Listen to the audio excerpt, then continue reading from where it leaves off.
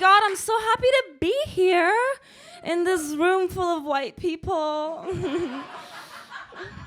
On this rainy fascist island. Oh my God, it's my favorite. It's so cute. I actually moved to this country specifically for the rain. Yeah, and for old men to call me exotic in pubs, so it's going very well. Thanks for asking. And you know what? I don't mind it, because I actually have a little bit of a confession to make. I actually think that old white men are exotic too. They're so cute, so kawaii. Have you guys seen the ones with the big bellies? Makes them look pregnant. It makes me feel maternal. I love it. There's also the ones that like say things to you. They speak. I was at a pub the other day where old white men live. And it was one of those pubs that was like called the old hag's tits, you know, one of those pubs.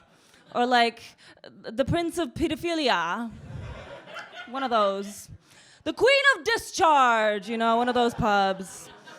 And I made eye contact with an old white man, and he looked at me like he saw a Pokemon for the first time. He wanted to catch me, so cute. And it was, it was so adorable how he like came up to me and asked me if I wanted his companionship. No. My dad was nice to me. I don't need your company, thank you. Shoot. Go watch Millwall or something, I don't know. Speaking of daddies, I did recently come back from visiting some family for a religious holiday. Not Easter, Ramadan. Yeah, surprise, bitches. She's Muslim, this hoe is Muslim. I know that like I don't look it, it's because I'm from Kazakhstan. Are we gonna pretend? Like you guys aren't just thinking about Borat right now, huh? Just wondering why I'm not some middle-aged Jewish man? Yeah, you specifically. Typical. It's a nice. That horrible Borat impression is the reason why my ancestors are rolling around in their graves right now. Worse than when I fuck a white guy, which is unfortunately quite often. They're just around. What are you gonna do? Not fuck them? That seems difficult. But Kazakhstan is a real place. It's one of those places that's just kind of been colonized by everywhere, you know, by the Turks, by the Russians. So essentially, we're just kind of Muslims who drink vodka. Yeah, we're Muslim kind of in the same way that you lot are Christian in this country, which is just for like bank holiday, right? Yeah.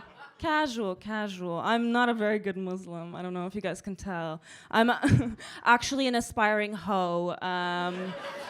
So doesn't go hand in hand, you know. But it's difficult being an aspiring hoe in the winter time, because in the summertime, everyone's already half naked. You're halfway there. In the winter, it's cuffing season. For those of you who don't know what that is, it's basically when you're horny and cold at the same time.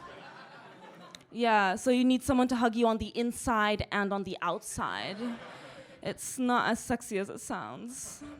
But I thought I might as well try to like secure a cuffing mate, and I did something that I thought was sexy. I went to the hookup without wearing underwear. Yeah. And I was wearing a skirt as well, not this skirt, so stop trying to look, you perv. Call me afterwards. We'll chat. But you know how it gets like so cold outside that when you go, you can kind of see vapors in the air?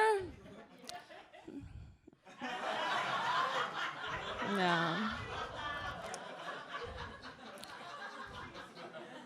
It kind of looked like a little ghost was coming out of my coochie. Which is ironic because he did ghost me afterwards. I know, so sad. It made me cry a lot in the office bathrooms, but as I said on my CV, I'm very efficient. I like I like to pee and cry at the same time. I also like to do that thing where you like grab the loo roll and like dab your tears and wipe and flush, because save the environment, right? Yeah.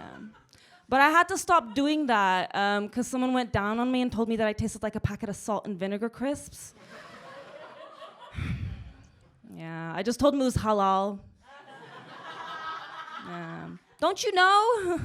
Asian coochie tastes like MSG. That's been my time. Thank you so much.